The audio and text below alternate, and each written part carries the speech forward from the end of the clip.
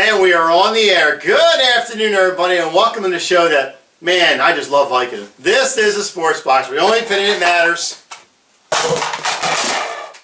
It's right here. I am Mike Galetta, a.k.a. Hamilton Mike, along with my smiling partner, Brian, the Ranger Tart. Brian, how are you today? Take more. I should. You need to set it. I would definitely be more medicated to be happier. Anyway, today in our quest for 32 previews for NFL teams, we head down to Nashville. So we are going to talk to a Tennessee Titan fan. That's right, we found one, because you know what? We always do here at the Sports Box. Yes, we do. Today we are going to talk to our new affiliate for the Tennessee Titans. His name is Alan Merlino. Alan, welcome to the show. Hey guys, how are you? Thanks for having me. You know what? It's our freaking only winners on the Sports Box. God forbid, only winners. If we get losers on the show, we throw our ass off. Anyway, let's go, Brian. Stab me, Tennessee Titans. Tennessee Titans, 9-7 last year, good enough for second place in the AFC South. They did not make the playoffs. They did tie for first, though. To hell with the Damn those tiebreakers. Yeah. Offensively, they were the 11th ranked offense in the league, pretty much because their rushing game was fantastic. Third overall. Passing, they struggled, 25th, and they scored the 14th most points. Mariota, in his second year, over 3,400 yards, 26 TDs and 9 picks in 15 games. Demarco Murray, coming over from Philadelphia, you know, many people thought his career was over when he rushed for like 18 inches. And he begged to get off the team when he was on a plane? Yeah, he did good. 1,287 yards and 9 touchdowns. Wow. Didn't do that with the Eagles. He did not. Wide receiver Rashard Matthews led the team in production with just under 1,000 yards and 9 touchdowns. Defensively, they were also a bit of a Jekyll and Hyde team. They were the 20th overall defense, but they were second, number 2 against the run in the NFL, but 30th against the pass, averaged out to that 20 there. So clearly what we can see there were their weaknesses were their passing offense and their passing defense. And they addressed both in the first round of this NFL draft in 2017. 5th overall, Corey Davis, wide receiver out of Western Michigan. 18th overall, Adoree Jackson, cornerback out of USC. Alan, I want to start there. In our mock draft, we kind of figured that the Titans might do this. They would take a defensive player early and then take a receiver that fell to them at that second first round pick. They did it in reverse. Took Davis early on, the first receiver taken in the draft, and then Jackson later on. Were you surprised that the Titans thought so highly of Corey Davis that they gave him the 5th overall pick in the draft? Yeah, and I didn't like it. No, I wasn't surprised. I think they're trying to do as much as they can to help out Mariota. And getting a receiver like him, who his production was off the charts in college, I think that was a big boost to their offensive weapons. Now, you talk about this offense, and Brian alluded to it, the rushing offense with Demarco Murray and even Derrick Henry, from the rookie last year out of Alabama. You talk about the wide receivers and also, obviously, the aging but still good Delaney Walker. Do you still think they did enough for Mariota in the offseason to still give him that edge to take a step further this year? I think they did. Their offensive line, I think, is a top 5 in the league, so that protects them better. DeMarco Murray, with how he was showing his legs last year and with the help of Derrick Henry, you add Eric Decker, who's a reliable receiver. Rashard Matthews showed that he's a reliable receiver. And with Corey Davis and then their 3rd-round pick, who everybody says is going to be a big surprise, Tawan Taylor, I think that he has enough weapons around him that he could really take a big step this year. Yeah, I mean, that's the one thing that, for Tennessee, I mean, they put so much, into Mariota, as well they should. I mean, he's obviously the franchise quarterback moving forward. But, they're set up really nicely. I bet Mike $1 he couldn't name me the highest paid player on the Titans this year. We don't endorse gambling on this show. Yeah, maybe. But it's Jarrell Casey on the defense. Amazing. They got a lot of cap space here, Alan. They're only $33 million. They have $33 million in cap space. I mean, they're set up to really, be a contending team here for a while. Were you surprised they weren't even more aggressive in free agency, given how good of a cap space situation they have?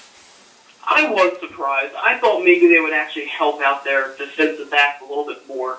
They did pick up Logan Ryan from the Pats and Jonathan Cyprin from the Jags, so that helped them out a little bit. I thought they would actually do a little bit more, but maybe they have something to plan for the future. You look at this defense, like Brian said, you got the still good Brian Arakpo in the middle of the defense. Jarrell Casey getting paid like he is a stud. Daquan Jones. This defense is solid. I think even with Logan Ryan back there, Jonathan Cypher, like you said, brought over from Jacksonville, Kevin Bayard, and LaShawn Sims, that's a solid secondary back there. I really think the Titans can make some noise this year on defense. I think so too, and they picked up a former Bronco, Sylvester Williams, for their nose tackle, and Derrick Morgan, as long as he stays healthy, he's good. I think their defense is going to be a lot better than it was last year. Now, jumping over to special teams real quick, you do have Eric Weems back there, who they brought over from Atlanta to run some punts back, but the news in camp is Adoree Jackson. Rookie out of South USC. Do you think there's a little bit of competition there? Who do you think starts the season? I think there's probably a lot of competition there. Weems will probably get the start since he's been back there, but I think by mid-season you'll see Adoree Jackson, maybe even earlier than that, he's going to probably take the role. Yep. Before we get to the schedule, the one question I know that fantasy drafters have, especially because we're getting closer to the season, is what to make of that Tennessee run game. A lot of people are very high on Derrick Henry. They think he's very talented. They think he could really be an excellent running back if given the opportunity. However, Tennessee's in a pretty advantageous spot between him and DeMarco Murray. Derrick Henry. Henry. What are your thoughts? Is this going to be another Murray-dominated timeshare? Do you think that Derrick Henry can kind of carve a little bit more out this year, maybe get a little more trust out of the coaching staff? Or are we going to see DeMarco Murray pretty much do what he did last year and kind of, harken back to those days in Dallas? More of Derrick Henry. You're still going to get your most production out of DeMarco Murray, but I think they're going to give Derrick Henry the ball more than they did last year. Murray's still going to be your starter and your main runner, but I think they're going to give Henry a lot more plays this year, a lot more snaps. He was a guy, the year that he was drafted, he's a guy I thought Dallas might take in the second round, but obviously they went Elliott first, so no need for two running backs. Yeah. That's good work by you. That's it. That's it. So we're going to get started on the schedule here. The Titans are a team, Alan, as I'm sure you know, that they're one of those hyped up teams this year. You think about the teams around the league that people are pretty high on. You think of the Tampa Bay Buccaneers. You think of Tennessee. Oddly enough, they took quarterbacks early. But as far as the schedule goes, I think that they're in an advantageous division where, the previous teams who have been higher than them, I think, are starting to come back to the pack. But they got a stretch here in the second half of the year with 4 out of 5 road games, where they go to Pittsburgh, they go to Indianapolis, they host Houston, then they go to Arizona, and they go to San Francisco. They're probably going to win that game, but it's at the tail end of a bunch of road games in a row. What are your thoughts on maybe some parts of the schedule here that you might be more dangerous than others? I think that stretch will probably be tough for them too, being on the road that long, because actually right after their bye week, starting with Baltimore and then Cincinnati and then Pittsburgh, they're 3 tough teams that they'll go against. They're in Pittsburgh on a Thursday night, so that'll be a tough matchup for them. Indianapolis, I think they're lucking out this year with Indianapolis, especially since the question mark is Andrew Luck going to play this year. Mm-hmm. So I think that'll help them out. So I think that stretch right after their bye week may be their toughest stretch. Even the start, Mike. Let's start. I'm a little late to the punch here, but and Alan, I like to talk about Murderers Row, where it's a stretch of games where the team is going to struggle and this and that. You got to look at the opening week or opening 4 games. That's tough too. You're home against Oakland. You're off to Jacksonville, and Jacksonville. Guess what? As bad as people think Jacksonville might be this year, it's a tough place to play. Home against Seattle. Then you're off to Houston. We don't know what situation is going to be with that. But you got some tough teams in there to start the season. So Tennessee better be ready to start the season off on the right foot, because they get behind, like you said, Alan, by the bye week. If they're 500 going into the bye week, they got the meat of the schedule in the second half of the year. Yeah. But I think what's in their best interest, though, is not in their best interest, but in their favor, is, like I said, the division they're in is a tough division. It used to be Colts. Yep. And the Texans still have the quarterback situation still up in the air.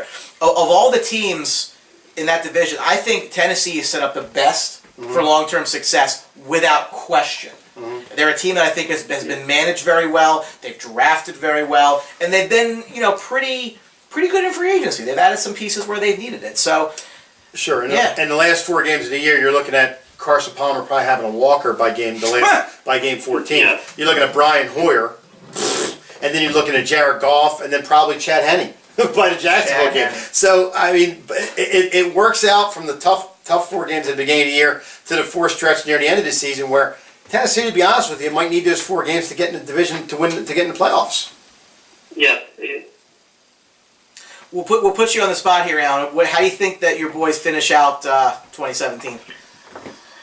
I see 11-5 and winning the AFC South. I think being in the AFC South, like you were saying, helps them out because the Colts are up in the air with their quarterback situation. I don't think Scott Tolzien can, No. if he needs to play the whole season.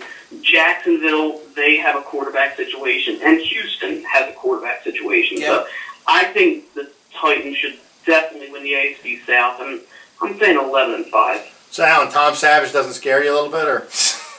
He does not. Hey, listen, like I said, I think the Titans are a team that people are starting to kind of catch wind of. Yeah, here they come. You know, they were a team even last year. Yeah. I think that they're being built right, you know? I got to say that I think that the future is very, very bright for this team. Why don't you tell him to tank too? Like They don't need to. Yeah. They did that already. They don't need to. I agree. Wow, did I say we agree on something? Wow, that's So good. Get the pictures out for that. Anyway, our affiliate, Alan Merlino, I want to thank for coming on the show and talking a little Tennessee Titans with us. Alan, thank you very much. We appreciate it.